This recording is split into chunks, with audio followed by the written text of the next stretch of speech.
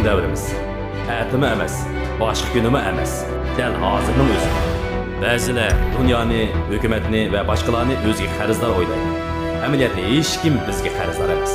Hayot bizga berilgan sovg'a.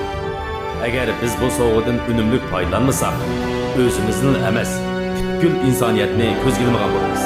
Meni quloq soling. Jo'shqin tarbiyalar sizga ilhom bo'lsin.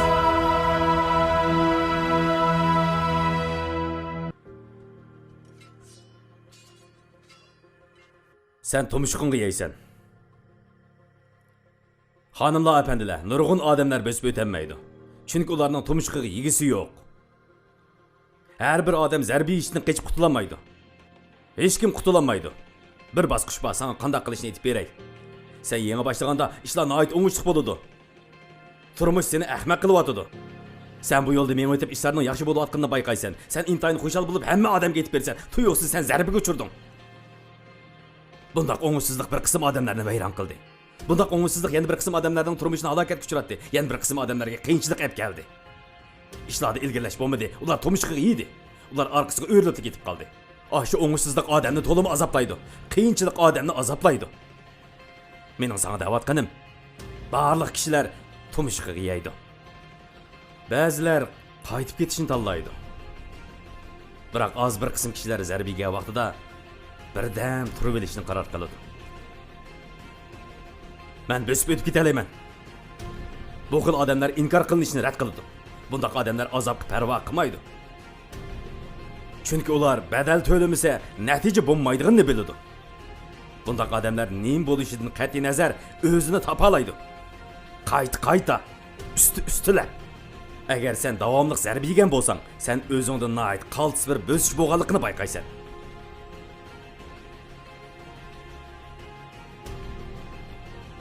Xuddi olam bizni uningga yordam qilishga chaqirayotganga o'xshash. Men ashunda qaysarlikdan huzurlanaman. Biz ularga yordam qilaylik. Ko'z yeshingni eqitib qayta o'rningdan turishing bilan tang, sen shu daqiqalarni ko'ra olaysan. Shu daqiqalarga rahmat aytsan. Chunki senda shu jarayonlarda o'zgarish bo'ladi. Agar sen izchil qaysar bo'lsanglar, eng oxirida tiqiyodin otlab o'talaysan. Oxirida shu qatimqi jangda yengalaysan. Shundaqli ko'zing boshqacha dunyoni ko'rdi, ammaylan bu odam qolskan deyishidi. Sen cho'qim o'zing xohlagan holda mol ijodiyligingni bal qo'yib yetmaydigan holatingni saqlab turishing kerak. Chunki sen agar sening orzuying uchun tirishsang, nima ishlarning yuz berishini bilmasliging mumkinligini bayqaysan. Shunga turmush hamisha sana zarb berdi. Turmush sana zarb berganda agar sening tayyorliging bo'lmasa yoki agar sen izchil tayyorlik qilmagan bo'lsang, sen shu yerda qisilib qolasan. Sen bir yomon xabar anglaganingda, agar bu xabar seni yiqitamasa, unda sen haqiqiy pishib yetilgan bo'lasan. Orzuying uchun barliq energiyani to'pla. Chunki sen shuningga ehtiyojli bo'lasan. Sen vazifani tamomlay olamsan yo'q, hammasi o'zingga bog'liq. Biroq agar sen bu yerga kelsang, senda hamma kerakli narsalar tayyor bo'lish kerak.